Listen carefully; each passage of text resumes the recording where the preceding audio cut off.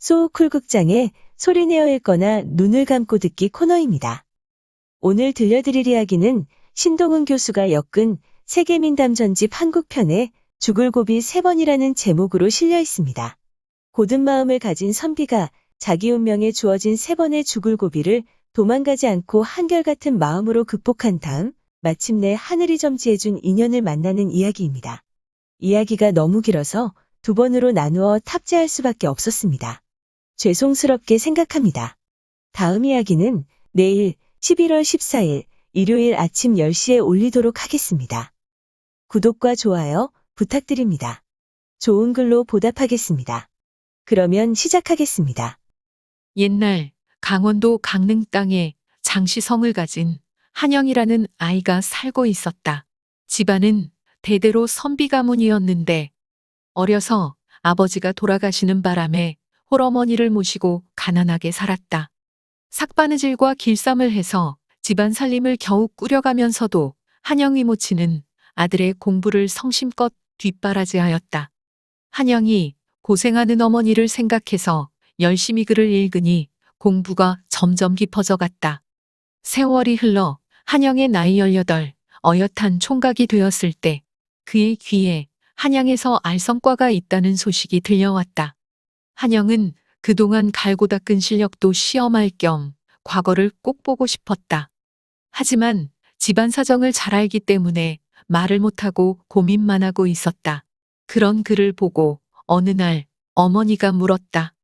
얘야, 요즘 왜 이리 기력이 없고 낯빛이 어두우냐? 무슨 걱정이 있느냐? 어머니의 물음에 한영이 솔직하게 대답했다. 머지않아 한양에 과거 시험이 있답니다. 이번 과거의 응시에서 제 실력을 확인해보고 싶어요. 여기서 한양길이 얼만데 어떻게 그 먼 길을 간단 말이냐? 내가 가면 나는 또 어떻게 하고? 저도 어머니를 두고 떠나고 싶지 않습니다. 하지만 우리도 뭔가 새로운 길을 찾을 때가 됐습니다. 여기 이대로 죽치고 있어서는 할 수 있는 일이 아무것도 없어요. 그러자 어머니가 결심한 듯 말했다. 그래, 언젠가는 이런 날이 올 줄 알았다. 이런 날을 대비해서 내가 그간 조금씩 모아둔 돈이 있으니 길을 떠나려무나. 고맙습니다. 어머니를 실망하게 해드리지 않을게요. 무엇보다 중요한 것은 너의 건강이다. 부디 객지에서 몸 상하지 않도록 해라. 예, 명심하겠습니다. 한영은 보찜에 집신을 싸 짊어지고는 걸어서 과거길을 나섰다. 몇 날 며칠을 가서 어떤 마을을 지나는데 아이들이 시끌벅적 떠드는 소리가 들렸다. 다가가서 보니 동네 아이들이 눈먼 노인을 놀리고 있었다. 나무 막대기 끝에 똥을 묻혀서는 소경코에다 들이대면서 깔깔댔다. 소경이 아이들의 장난에 진저리를 냈다. 이놈들아! 똥꾸린 내가 나서 죽겠다. 똥꾸린 내가 나서 죽겠어. 그럴수록 애들은 더 재미있어 하면서 장난을 쳐댔다. 그러더니 아예 판수의 지팡이를 빼앗아 도망가면서 잡아보라고 소리쳤다. 이놈들! 보다 못한 한영이 쫓아가서 아이들을 혼내고는 지팡이를 찾아다가 판수에게 돌려주었다. 어디 가는 누구신데 이렇게 좋은 일을 하신단 말이오? 소생은 강릉 사는 장한영이라는 사람입니다. 한양의 과거를 보러 가는 길이지요. 저랑 함께 가십시다. 날도 저물었으니 우리 집에 하룻밤 묵어 가구려. 한영은 가난한 판수의 신세를 지고 싶지 않았으나 호의를 거절하지 못해 그 뒤를 따랐다. 막상 그 집에 도착해보니 뜻밖에도 규모가 큰 기와집이었다. 알고 보니 그 소경은 유명한 점장이었다. 한영이 그 집에서 하룻밤을 잘 묵고 나서 아침에 길을 떠나려 하자 판수가 말했다. 이렇게 오신 길에 내가 앞길을 점쳐 드리리다. 사주를 불러보시오. 그 말에 한영은 사주를 대고 판수 앞에 앉았다. 판수는 사주를 꼽고 산통을 흔들면서 한참을 헤아려 보더니 점괘를 뽑았다. 이번 과거에 틀림없이 장원급제를 하겠소이다. 하지만 이걸 어쩐다. 죽을 고비가 한 번도 아니고 3번이나 들었구려. 이 고비를 못 넘기면 급제고 뭐고 다 허사회다. 판수의 말에 한영은 가슴이 덜커덕하고 내려앉았다. 부탁합니다. 어르신, 죽을 운수라면 사는 운수도 있지 않겠습니까? 살아날 방도를 알려주십시오. 앞에 고비 2번은 마음 먹기에 달렸소이다. 마음만 똑바로 먹으면 넘길 수 있어요.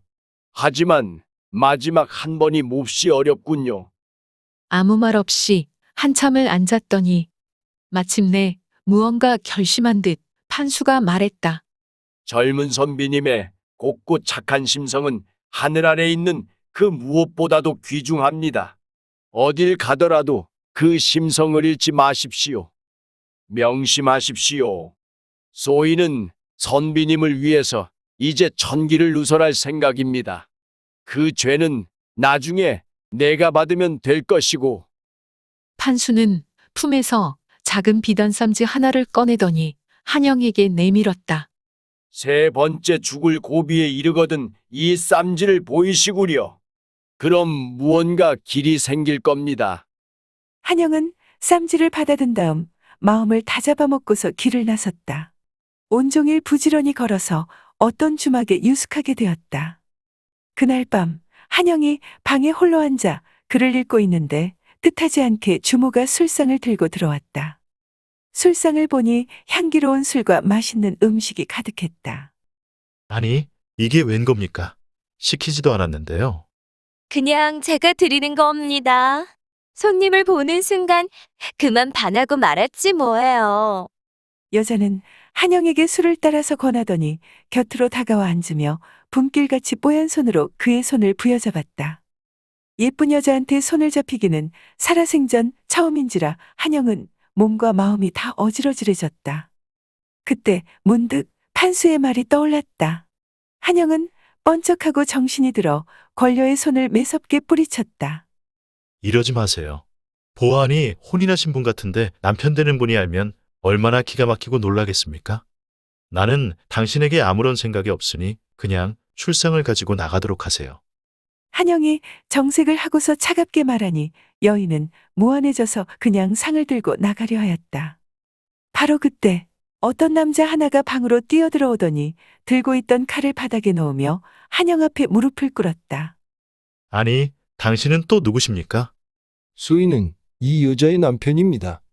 이 여편네가 젊은 손님들을 유혹하는 낌새를 눈치채고 오늘 먼 길을 떠나는 척하고서 몰래 지켜보고 있었지요.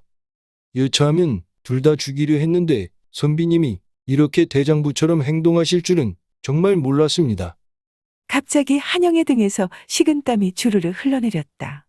까딱하면 목이 달아날 뻔한 순간이었다. 주막 주인은 한영을 잘 대접하고는 여비까지 보태어서 보내주었다. 마음을 바르게 먹은 덕에 죽을 고비를 넘기고 거꾸로 복을 받은 셈이었다. 이제 두 고비가 남은 건가? 한영은 다시 몇 날 며칠을 걸어서 한양에 당도했다. 그는 객사 한 곳을 숙소로 정해놓고는 주변을 돌아다니며 한양 구경을 했다. 이리저리 다니다가 날이 어두워져 숙소를 찾는데 이 길이 그 길 같고 이 집이 저 집 같아서 쉽게 숙소를 찾을 수가 없었다. 한참 헤매다 보니 어느새 밤이 이슥해지고 말았다. 인적이 다 끊긴 길에서 혼자 헤매고 있는데 갑자기 덩치 좋은 사내몇이 달려들더니 한영의 입을 막고는 다짜고짜 자루에 집어넣었다. 그러고는 어깨에 떠매고 어디론가 가기 시작했다. 이게 말로만 듣던 보쌈이구나 하는 생각이 들었다. 한영이 자루에서 풀려난 곳은 어느 으리으리한 대갓집의 별당이었다. 한영은 하인들이 삼엄하게 지켜보는 가운데 어떤 방 안으로 안내되었다. 그곳에는 아리따운 처녀가 다소곳이 앉아 있었다. 이게 어찌 된 일입니까? 나를 왜 여기로 데려왔습니까? 그러자 낭자가 슬픈 목소리로 입을 열었다. 죄송합니다, 도련님. 다 저희 부모님이 시키신 일이랍니다. 제가 상부살을 타고 나서 첫 남편을 잃을 팔자라고 이렇게 남모르는 도련님을 데려온 것이지요. 그렇다면 나는 오늘 밤만 지나면 죽은 목숨이란 말이군요.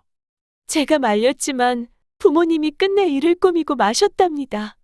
외동딸이 청산과부 되는 것을 견딜 수 없다면서요. 이게 무슨 운명인지 소녀의 힘으로는 어찌할 수 없으니 그저 선비님께 죄송할 따름입니다. 그러면서 낭자가 눈물 지으니 한영은 제 신세는 잊고 오히려 걸려가 불쌍해졌다. 한영이 진심으로 낭자를 위로하니 그녀는 더 미안한 마음에 어쩔 줄을 몰랐다. 낭자는 품에서 커다란 금덩어리 2개를 꺼내더니 한영에게 건넸다. 제 마음이니 이걸 받아주세요. 어차피 죽을 목숨인데 이 금덩어리가 나한테 무슨 소용이 있겠습니까?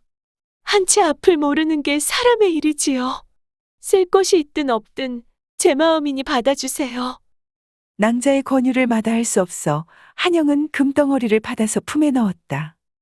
오늘은 여기까지입니다. 내일 11월 14일 일요일 아침 10시에 2번째 이야기를 올리도록 하겠습니다.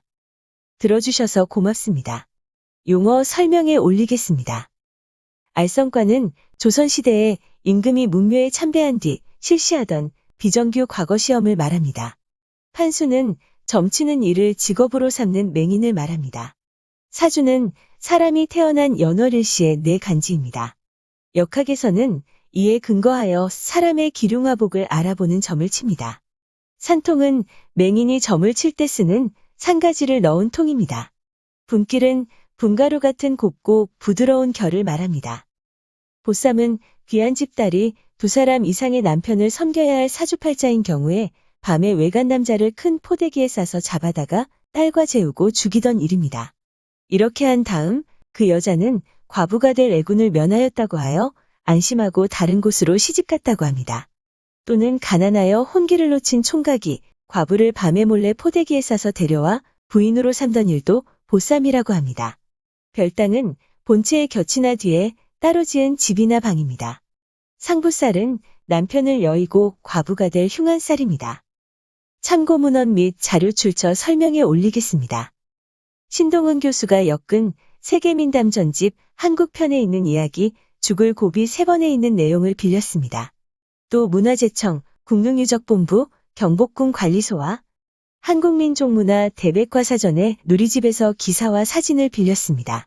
또 조선시대 화가, 김홍도, 김준곤, 신윤복, 그리고 조영석의 그림 몇 점을 빌렸습니다. 또 조영년 기자의 중부매일 기사, 장님과 소경을 빌렸습니다.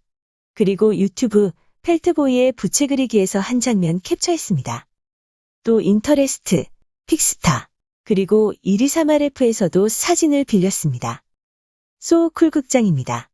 다음 이야기는 내일 11월 14일 일요일 아침 10시에 탑재하겠습니다.